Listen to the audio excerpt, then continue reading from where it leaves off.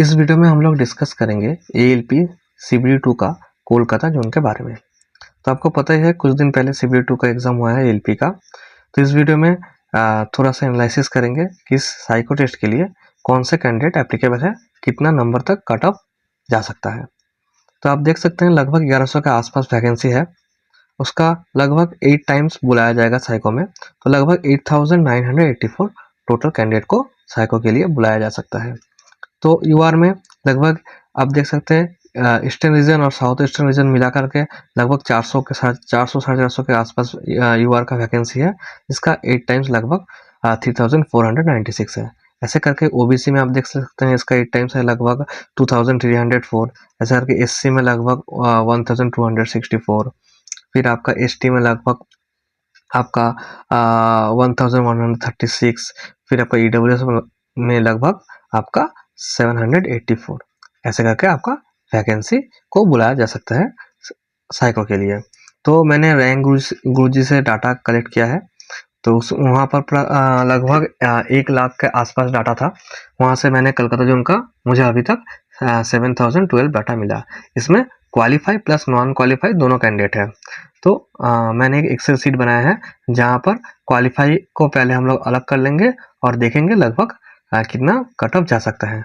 तो यूआर के लिए मैं यूआर में सब कैटेगरी एप्लीकेबल है, तो मैं फर्स्ट 35,000 कैंडिडेट को ले लूँगा जो यूआर में एप्लीकेबल है और देखूंगा कट ऑफ मतलब नंबर कितना नीचे तक उतर रहा है। तो वही आपका एक एक्सपेक्टेड कट ऑफ हो सकता है। मैं आपको दिखाता हूँ पहले सीट।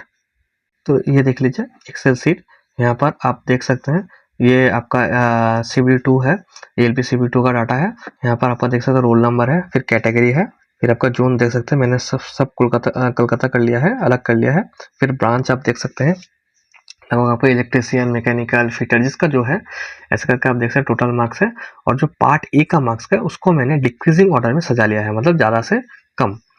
फिर आपका यहाँ पार्ट बी है, ये तो सिर्फ क्वालिफाई है। यहाँ पर आपका है क्वालिफाई और नॉन क्वालिफाई का क्वालिफाई कैंडिडेट में लिखा हुआ है, मतलब कौन क्वालिफाई है कौन नॉन क्वालिफाई है। जैसे ये नॉन क्वालिफाई है, ये क्वालिफाई है, ऐसे करके। तो हम अब क्या करेंगे, पहले क्वालिफाई को अलग कर लेंगे। ठीक है, क्वालिफाई को पहले कर लेता हूँ। तो ये सब क्वालिफाई कैंडिडेट है। अब क्या करेंगे, फर्स्ट से 34,000 कैंडिडेट को हम लोग चूज करेंगे। ठीक है, लगभग आपका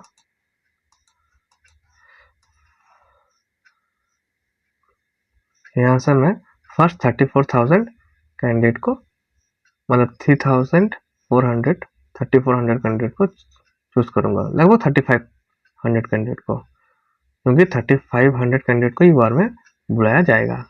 तो आप देख सकते हैं लगभग ये आपका यहाँ तक आपका 35,000 कैंडिडेट है। तो आप देख सकते हैं कट ऑफ कितना गिरा है, लगभग 70.04 के आसपास आपका कट ऑफ है। ठीक है, तो यहीं से एक हम लोग एक्सपेक्टेड कट ऑफ लिख सकते हैं। तो लगभग यूआर का 68 से लगभग 70 के बीच जा सकता है। इसके बाद हम लोग ओबीसी का देख लेंगे। तो ओबीसी का देखने से पहले मैं आपको बता दूं लगभग जो 7012 डाटा है, इसमें से लगभग जो क्वालिफाई है और जो नॉन क्वालिफाई है, इसमें आपका जो क्वालिफाई है वो लगभग 4300 के आसपास। ठीक है, और जो नॉन क्वालिफाई है वो लगभग आप 2700 के आसपास।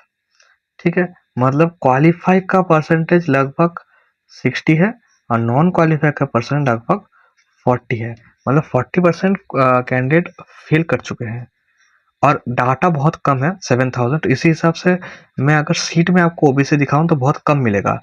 ठीक है, तो फिर भी एक मैं अनुमानिक हिसाब से मैं आपको बता सकता हूँ लगभग ओबीसी में अगर किसी का भी लगभग 60 के ऊपर है तो वो आराम से शायद आराम से पास कर जा सकते हैं और साइको में बैठ सकते हैं। इसी तरह एससी में लगभग इसका 55 प्लस है। ठीक है, एसटी में लगभग आपका 50 प्लस आप पकड़ सकते हैं और ईडब्ल्यूएस में भी लगभग आपका 55 प्लस। तो ये एक आपका रफ आइडिया है, इतना होगा तो आप साइको की तैयारी कर सकते हैं, क्योंकि डाटा बहुत कम है।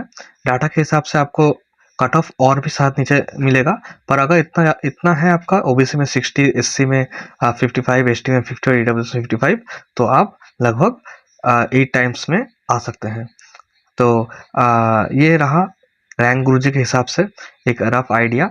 इसके बाद मैं आपको रैंक मित्र के हिसाब से भी दिखाऊंगा क्या जा सकता है। तो मैं फिर से एक बार बता दूं, डाटा बहुत कम है, इसको आपको फाइनल नहीं मानना है, ये एक सिर्फ रफ आइडिया है, ठीक है। और अगर आपको ये वीडियो ठीक ठाक लगा तो आप शेयर एंड सब्सक्राइब कर सकते हैं हमारे चैनल को। और डिस्क्रिप्शन में एक टेलीग्राम का लिंक दिया हुआ है, उस चैनल को जाकर ज्वाइन कर लीजिएगा, वहाँ पर मैं अपडेट देता रहता हूँ। और कमेंट कीजिए इसके बाद आपका कौन सा जोन में आपका एनालिसिस चाहिए। तो इस वीडियो में इतना ही। Have a good day. Thank you.